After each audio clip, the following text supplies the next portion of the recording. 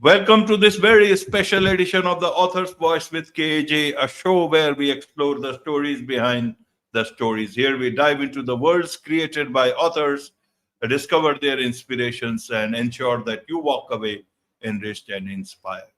And today we have with us author Dr. William Thomas. We'll talk about his journey. He started running at age 42, completed his first marathon 9 months later, and we'll talk about all the journey through him. We'll talk about his book. Let's dive into his book straight away. Cross the Lines, a journey to complete the marathon Grand Slam. Welcome to the show, Dr. William. Thanks so much. Looking forward to a great conversation today. Welcome back once again to the show, this time on the Author's Voice with KJ. So first, to understand itself, your journey towards becoming an author itself means when people do a lot of things, not everyone thinks of writing about it. How did this thought come to your mind? How did you approach this thought of becoming an author? Well, I used to write blogs back when blogs were a thing, and they have kind of faded a bit ever since social media has sort of taken over. But a few years ago, I guess it was in 2015, I had completed marathons on all 7 continents. I was getting ready to go to the North Pole to finish out the Grand Slam. And it was actually during a marathon here in Singapore when I started thinking about all the lessons I had learned and how they applied to my professional life, my personal life, and so on. I remember thinking to myself, gosh, this would probably make a good blog entry. And then I thought, it would make a few blog entries. And then I thought a little more as I continued running, and I thought, this is a book. I think this is a book. And I've learned a lot over these years and over these experiences, and I'd like to share that with other people if they're interested. And so I got started on the book soon thereafter and finished it the next year. Absolutely. So let's come straight way to the book itself. We'll talk about the book here. So let's get to the book. Here is the book, Cross the Lines. Yeah.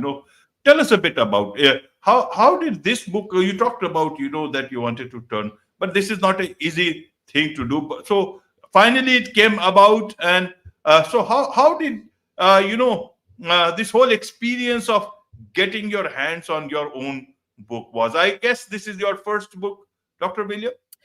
It was, yeah. I had written a doctoral dissertation for my PhD, which is a book length product, but that's not something most people are going to want to read.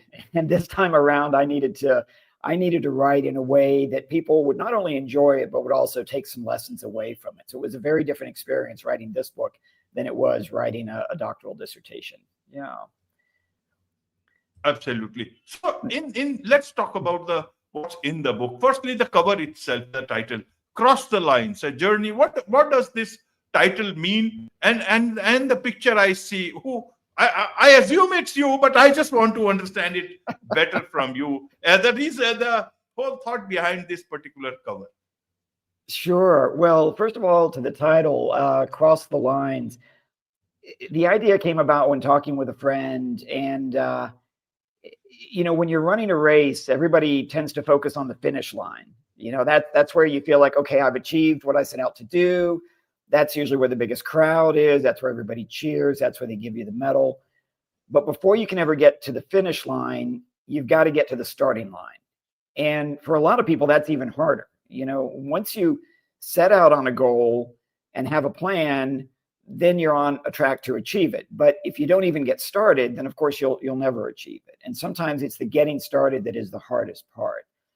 So I wanted to emphasize in the book, not just crossing these finish lines all around the world, but also talk about what it took to get started and to maintain that motivation and to keep doing it despite all the changes going on in my life over those years. The cover itself, yeah, you're right, that is me. That was taken in Antarctica. That is running the Antarctic Ice Marathon in November of 2014. So 11 years ago, 11 years ago this week, I guess. And that is being run on a glacier about 1,000 kilometers from the South Pole, 2 circuits of a 21.1 kilometer loop. And one of the things about that experience that was so amazing for me is that we only had about 50 runners in that race, and we were all pretty spread out. And for the longest time, I could be running and there would be nobody else around me. I mean, I could look off in the distance and I'd see mountains and I'd see snow and ice, but I wouldn't see another human being. And I wanted to capture that with this photo. It was taken by Mike King, who was our photographer there with us in Antarctica, and I love that picture, and I've got it literally hanging as a poster in my home. So I wanted to be able to share that and hopefully attract people's interest with the cover. Yeah. Absolutely. So what's in the book, within the book, those pages? Because it is about you, but also it has to be about others. That's why they will read it. That's why I want to understand what's within the pages in that book. Sure. So it's a bit of a mix too. You know, if you tried to categorize it in a bookstore, would it go under sports? Would it go under biography? Would it go under travel? And the answer is it would go in all three, as well as, I hope, self-improvement. So what the book does is it begins with sort of a background chapter, just a little bit about my life prior to ever starting to run. Then I dive into a chapter on 26.2 lessons learned from running marathons. And I tried to identify some of the big lessons that I took away from this experience that I continue to take away because I still continue to run. And how they relate to, again, personal life, professional life, and not just for me, but ideally for others. The chapters after that, each one covers a different continent. So the idea behind the Marathon Grand Slam is that you run a marathon on all 7 continents and at the North Pole. And it's the North Pole part that trips a lot of people up. It's one reason the number of people who've completed it is relatively small. But each chapter covers the next race, if you will, the next continent. And it also talks a bit about changes going on in my life, changing careers, moving overseas, starting my own business, some of the challenges there. And the idea is for people to be able to read the book and see themselves in there, see that it's not just about this guy doing a bunch of running, but it's about living your life, living it to its fullest, you know, reducing your limitations. And that's something that's relevant to everybody, hopefully not just to me. Yeah. Absolutely. So what were you hoping to achieve from this particular book? And did you achieve that?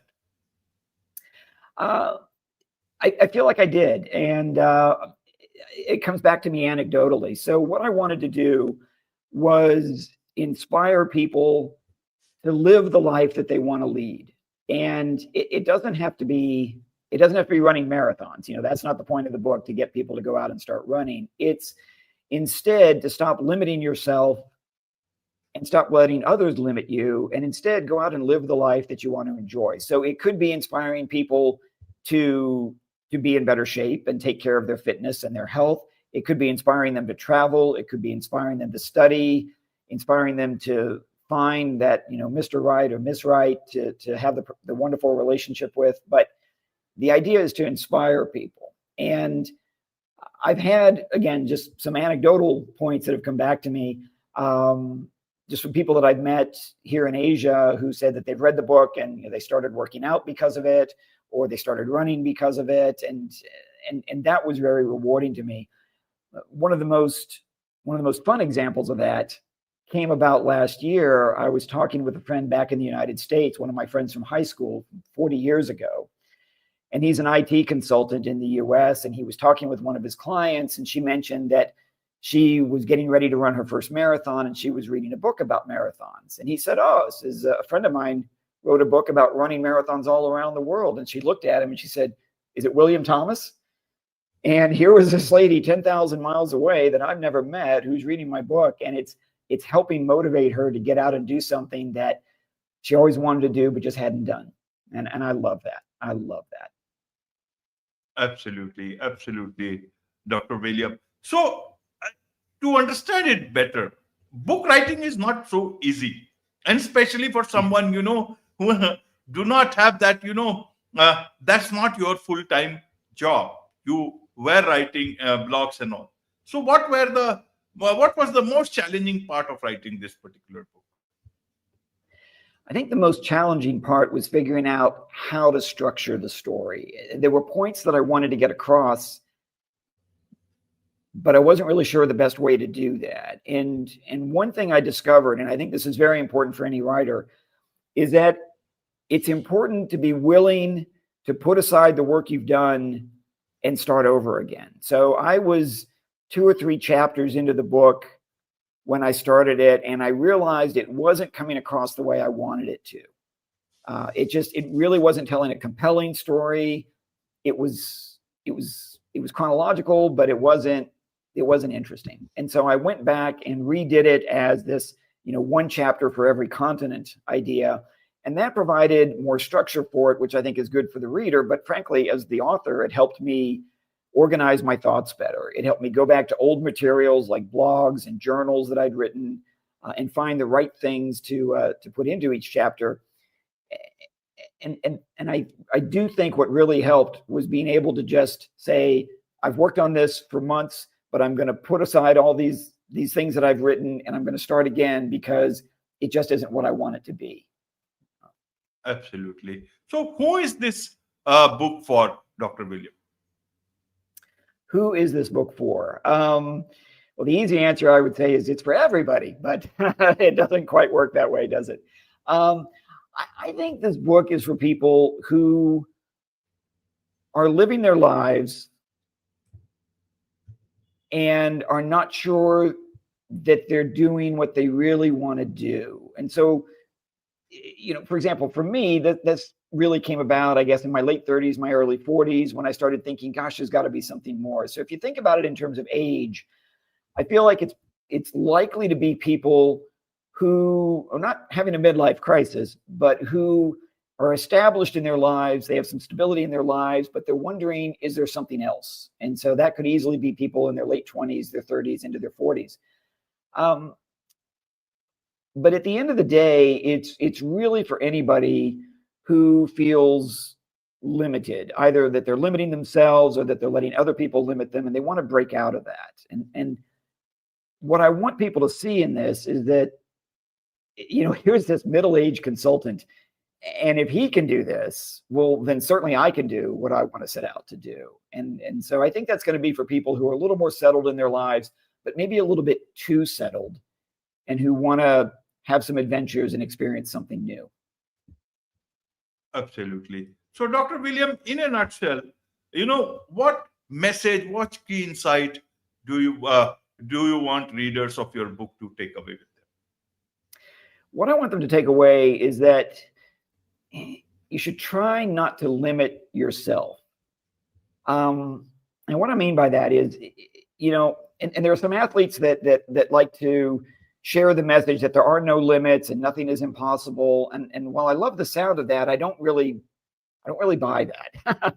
I mean, we all do have limits, but the limits may not be as strict as we think they are. And the biggest limits I have found are the ones we put on ourselves, either because we don't have the confidence to go out and have these new experiences and try these new things, or because we let other people tell us we shouldn't do it, and we internalize that and we believe that. So what I really want people to take away from this is you shouldn't put extra limitations on yourself. Okay, you may have physical limitations, your age, your current financial circumstances may limit you, but don't add to that voluntarily. While it may be the case that there are things that are impossible, the group of things that are possible is a lot bigger than we realize. And there's no need to limit ourselves if we don't need to. Yeah. Absolutely. Absolutely. So, Dr. William, this is one book. Any more books in the pipeline? Anything else that you are doing you want the world to know about? So I have a couple projects going on. One is to try and do a second edition of this book. And what I would like to do is add a final chapter. So this book was written a few years ago, and I put in the last chapter a set of things that I would still like to accomplish. Some of those I have accomplished, and I'd like to share how that happened. Some of them I have not, and I think it's useful to share what went wrong there as well. And there were some other things that I had never planned on, but that have happened. So, for example, last year I ran a marathon on Mount Everest the Everest Marathon, the highest altitude marathon in the world. That was never on my radar screen, but it came about, and I'd like to share how that came about. So I think putting out a new edition of the book with another with an extra chapter at the end, I think is something that I want to do. The other thing I'm working on is more professionally related. It's a business book, a leadership book called Leading Like a Coach, and that is going slowly right now. But I am trying to take some of my experiences, not only from my athletic endeavors, but also from my military background, from working in multiple countries around the world, and bring those together into a set of useful lessons for new leaders to take on as they get out into leading people in their companies. That's really where my writing is right now. But who knows?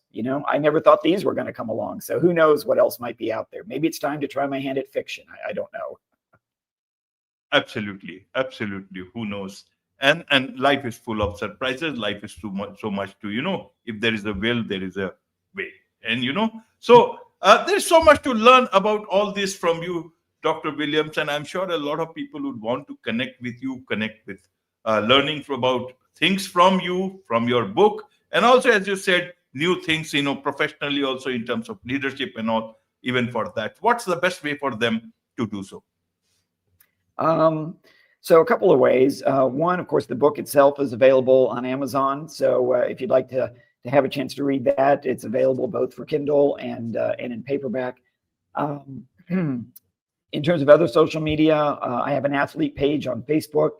You just look for Dr. William Thomas, Dr. William Thomas, and that'll take you to me. And I try to share not just my adventures, but also those of others whom I know, and try and share some of their experiences too. So it's not just this guy that you're listening to, it's others.